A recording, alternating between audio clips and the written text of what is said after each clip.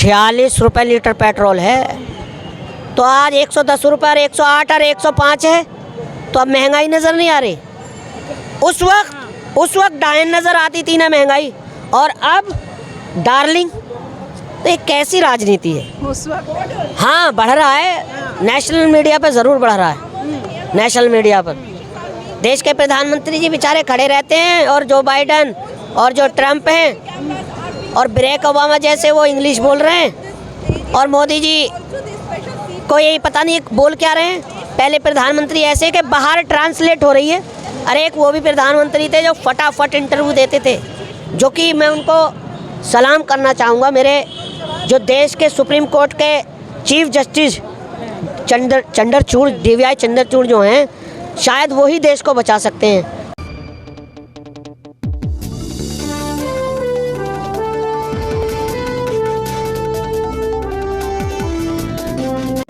इस वक्त हम मौजूद हैं दिल्ली के गाज़ीपुर बॉर्डर में।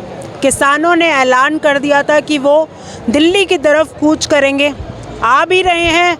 यहाँ गाज़ीपुर बॉर्डर पे आप माहौल देख सकते हैं, बहुत ऊपर फ्लाईओवर पे जाम है। उन लोगों की मांग ये है कि बातचीत से कुछ भी हल नहीं हुआ। और मेरे साथ मौजूद है मेहताब हिंदुस्तानी, बड़ी बेबाकी से हमेशा अपनी बात रखते हैं। किसान आ रहे हैं दिल्ली।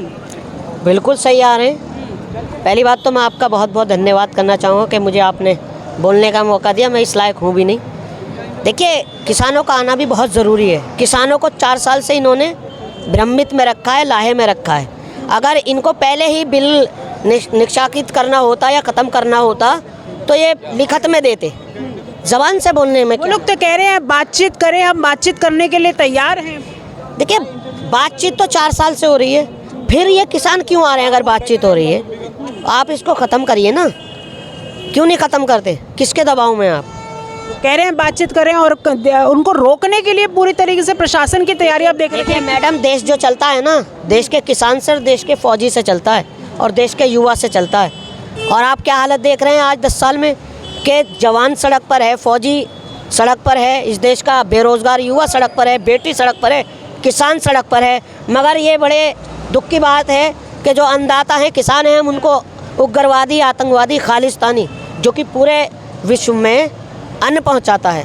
तो ये बड़े दुख की बात है। कुछ लोग तो ये आरोप लगा रहे हैं कि ये किसान नहीं है, ये आड़ती हैं। देखिए, ये उन लोगों के लिए हैं जो अपने सहयोगियों को फ़ायदा पहुंचाना चाहते हैं। इस बिल से उनके सहयोगियों को फ़ायदा पहुंचेगा। अडानी अंबानी को, जो पूंजीपति हैं, उन्हें ही फ़ायदा पहुंचेगा। अडानी अंबानी को फ़ायदा होगा। वो कह रहे हैं विपक्ष की साजिश है ये सब कराने की। ये तो खैर उनकी बीमारी है। उनको सोते उठते जागते विपक्ष दिखाई देता है, उनको राहुल गांधी दिखाई देता है। ये ख़ास तौर पर नेशनल मीडिया की और भारतीय जनता पार्टी की ये तो खासियत है। ये चुनाव आ रहे हैं, कुछ ना कुछ तो करना ही था विपक्ष। मैं एक याद और दिला दूं देश के प्रधानमंत्री जी को और गृह मंत्री अमित शाह जी को कि ये वही किसान है साहब, जिनके पैसे से आप विदेश घूमते हैं, जिनके टैक्स के पैसे से आप अमेरिका जाते हैं, जिनके टैक्स के पैसे से आप इंग्लैंड, ब्रिटेन, फ्रांस और यूरोप जाते हैं। ये वही किसानों का पैसा है। जिनके टैक्स के पैसे से आप 14 लाख रुपए का सूट पहनते हैं, फिर आप बताते हो कि हम तो फ़कीर आदमी हैं। मैं तो ऊपर वाले से दुआ करता हूँ, ए भगवान, मुझे भी ऐसा फ़कीर बना दे कि 14 लाख का सूट पहन सकूँ, और 2.5 लाख की घड़ी पहन सकूँ, 1.5 लाख का सैंडल पहन सकूँ, और 2 लाख का चश्मा पहन सकूँ, 2.5 लाख की मशरूम की रोटी खा सकूँ। वो लोग तो कहते हैं फ़कीर है, मोदी जी फ़कीर आदमी है, झोला उठाएंगे चले जाएंगे। तो मैं भी तो कह रहा हूँ, हाथ में मेरे भी झोला है। वो फ़कीर हो ना हो, मगर देश के जनता के हाथ में झोला ज़रूर पकड़ा दिया है उन्होंने। क्या ऐसे फ़कीर हैं जो 10,000 करोड़ के प्लान में घूम सकें? हमें भी बना दे ऊपर वाला। हमें भी ऐसा मंत्र बता दीजिए मोदी जी कि हम भी ऐसे फ़कीर बन जाएं कि हम भी मर्सिडीज़ों में, BMW में और जेट सिक्योरिटी में घूम सकें। बात कर रहे हैं आप, जवान प्रदर्शन कर रहा है, किसान प्रदर्शन कर रहा है, फिर भी मोदी जी आ रहे हैं। फिर तो ऐलान कर दिया 400 पार। देखिए, हर बार वो ऐलान करते हैं, पूरा कॉन्फिडेंस से करते हैं। मैं मानता हूँ EVM पर बैन लग जाए, अगर मैं गारंटी से ना कहूँ ना, 400 पार तो बहुत छोड़िए, अगर 40 पार भी हो जाएं, 40 पार भी, मैं अपने 40 पार की बात कर रहे हो तो ममता बनर्जी 40 नहीं आने दे रही कांग्रेस की। देखिए, मैं ममता बनर्जी या कांग्रेस का मुझे इससे कोई लेना देना नहीं है। बहरहाल वो जो काम कर रही हैं वो एक ऐसी लेडी हैं, आयरन लेडीज बोलता हूँ मैं, कि उन्होंने अपने सामने अच्छे के घुटने टिका दिए। जीत के दिखा दे वहाँ बीजेपी उनके सामने, लोकसभा में या उसमें विधानसभा में।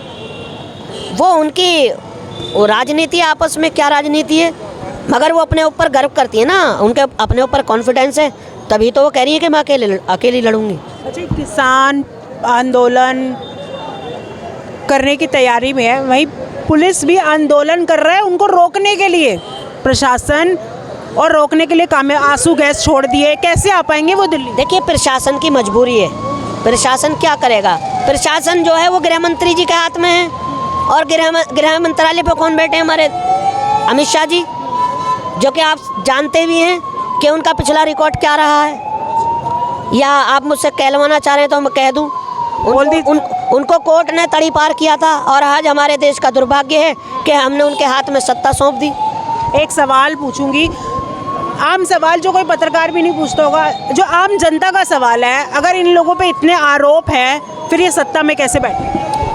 देखिए, आज इतना पैसा है भारतीय जनता पार्टी पर, इतने कार्यालय भर लिए इन्होंने कि 10 साल में इन्होंने देश को बिल्कुल ख़त्म कर दिया। आप उनके पैसों पे आरोप लगा रहे हैं, वो कांग्रेस के पैसे निकलवा रहे हैं।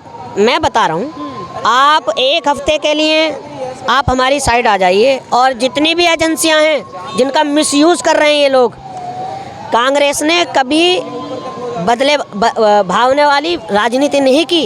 ईडी सीबीआई आज की थोड़ी ना है। ईडी सीबीआई जितनी भी ये एजेंसियां हैं, सिर्फ 5 दिन के लिए विपक्ष के हाथ में दे दो। ये जितने भी जो ना देश के प्रधानमंत्री से लेकर नीचे तक, ये सारे जेल में होंगे, सारे जेल में। इनसे बड़ा भ्रष्टाचारी है कोई नहीं है। जो गल्ले के नाम पर पैसा खा रहा हो, पीछे से गल्ला आ रहा है, और ये क्या दे रहे हैं? सिर्फ चावल और गेहूँ। ज़रा अरविंद केजरीवाल से सीखना चाहिए इन्हें। अरविंद केजरीवाल से सीखना चाहिए, और उन्हीं पर ही 5 बार न्योता आ चुका है ईडी का। कोई नहीं, आने दीजिए। अरे वो जेल भी जाएगा ना, तब भी 70 में 70 सीट आएंगी। उसने इन्हें राजनीति करनी सिखा दी, हकीकत मानो तो। राजनीति करनी आती नहीं थी और वो सीख गए हैं। क्योंकि आज आप हॉस्पिटलों में चले जाइए, प्राइवेट हॉस्पिटल किसके हैं? वो इनके सहयोगियों के, अडानी अंबानी के, पूंजीपतियों के। उनमें कोई जा नहीं रहा, कमाई हो नहीं रही, क्योंकि सुविधाएं मिल रही हैं सरकारी हॉस्पिटलों में। जो प्राइवेट में सुविधा मिल रही है वो सरकारी में मिल रहा है। वैसा ही स्कूलों में, उद्योगपतियों के स्कूलों में कोई पढ़ नहीं रहा। अरे जब पढ़ाई सरकारी स्कूलों में हो रही है, अच्छी सारी सुविधाएं मिल रही हैं, तो कौन पढ़ेगा प्राइवेट में? बताओ मुझे। जनता क्या बोल रही है? ये स्कूलों पे, इन्होंने पहले के स्कूलों पे ही खाली रिनोवेशन कराया, कुछ किया नहीं है। अरे तो मैं ये कह रहा हूँ, भारतीय जनता पार्टी तो कितने उसमें राज्यों में है। आज मैं आपको यूपी ले चलूँ, इतनी बुरी हालत है सरकारी स्कूलों की, गवर्नमेंट स्कूलों की, कि आज भी बच्चे ज़मीन पर बैठने को वो हैं, फर्श पर बेचारे ठंड में। तो आप कहते हैं कि हम शिक्षा पर ध्यान दे रहे हैं। इन्होंने 50,000 सरकारी स्कूल बंद कर दिए। आपके पास डाटा ना हो, मैं बतला रहा हूँ आपको। ये अनपढ़ चाहते हैं देश को, कि देश अनपढ़ रहे, आगे पढ़े ना। मोदी जी बात करते रहते हैं कि हमारा देश आगे बढ़ रहा है, digital India, make in India. हाँ, बढ़ रहा है, नेशनल मीडिया पर ज़रूर बढ़ रहा है। नेशनल मीडिया पर देश के प्रधानमंत्री जी बेचारे खड़े रहते हैं, और जो बाइडन और जो ट्रम्प हैं और बराक ओबामा जैसे वो इंग्लिश बोल रहे हैं, और मोदी जी को यही पता नहीं बोल क्या रहे हैं। पहले प्रधानमंत्री ऐसे कि बाहर ट्रांसलेट हो रही है। अरे एक वो भी प्रधानमंत्री थे जो फटाफट इंटरव्यू देते थे, जवाब देते थे, साल में हर साल प्रेस कॉन्फ्रेंस करते थे। आज एक देश के प्रधानमंत्री ऐसे हैं जो मीडिया से बचते हैं। प्रेस कॉन्फ्रेंस का भी बड़ा बवाल मचा है। होनी चाहिए। जब ये आपने हाथ में माइक लिया है तो अपने टैलेंट पे लिया है ना। तो आप बताइए देश को 1 साल में आपने क्या किया? शिक्षा पे कितना काम किया, कितना किया? स्वास्थ्य पे कितना किया? बेरोजगारी पर कितना किया? कितनी स्मार्ट सिटियाँ बनाई? कितने आपने रोजगार दिए?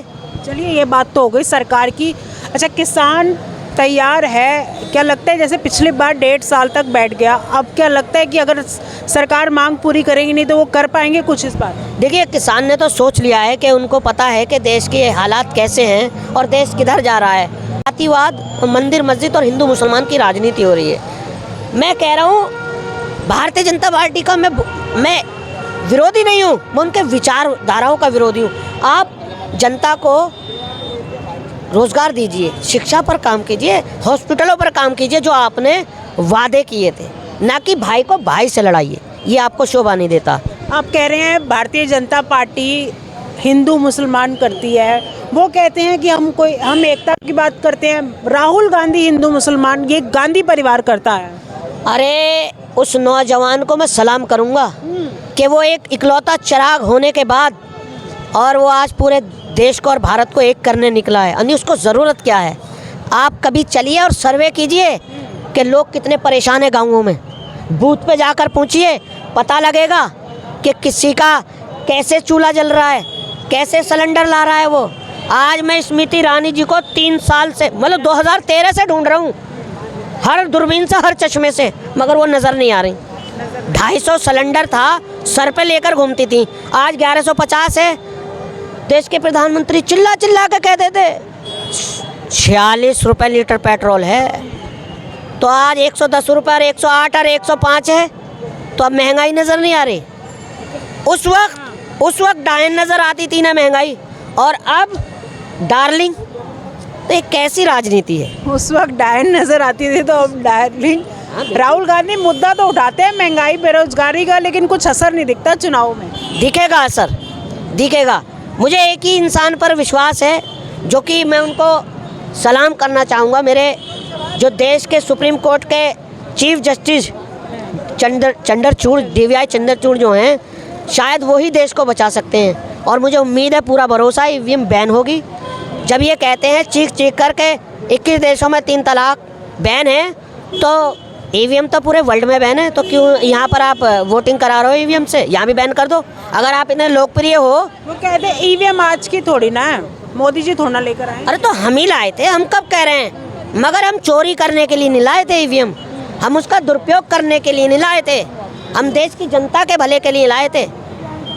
आज सवाल और, सब लोग प्रोटेस्ट कर रहे हैं, देखा जाए जवान हो गया, किसान हो गया, युवा हो गया, अग्नि, जितने भी लोग, फिर भी मोदी जी आ रहे हैं। बात यही तो है, अगर EVM है तो मोदी जी मुमकिन है, और बैलेट पेपर है तो मोदी जी नामुमकिन है। बैलेट पेपर से धांधली नहीं हुई, फिर उससे नहीं होती। मैं कह रहा हूँ, अगर आप देश में इतने लोकप्रिय हो, आप जनता के बीच में इतने प्यारे हो, तो आप तो छाती ठोक कर कहें कि चलिए हम बैलेट पेपर से चुनाव करा देते हैं। क्यों डर रहे हो आप? करा दो चुनाव। आपके मन में खोट है, चोर है, इसी वजह से तो आप चुनाव नहीं करा रहे बैलेट पेपर से। क्योंकि इनके भारतीय जनता पार्टी के जो नेता हैं वो 4 मेंबर हैं, आपको पता भी है जहाँ EVM बनती है। तो खेला होता है, होता नहीं होता है। जब हम एक फ़ोन से अमेरिका बात कर सकते हैं, हम ज़मीन पर रहकर चंद्रयान को कंट्रोल कर सकते हैं, तो क्या EVM को कंट्रोल नहीं कर सकते? बहुत बहुत धन्यवाद। EVM है तो मोदी जी हैं, राय है मेहताब जी की। आपका क्या कुछ कहना है इस खबर को लेकर, हमें कमेंट करके जरूर बताइएगा। जय हिंद, जय भारत।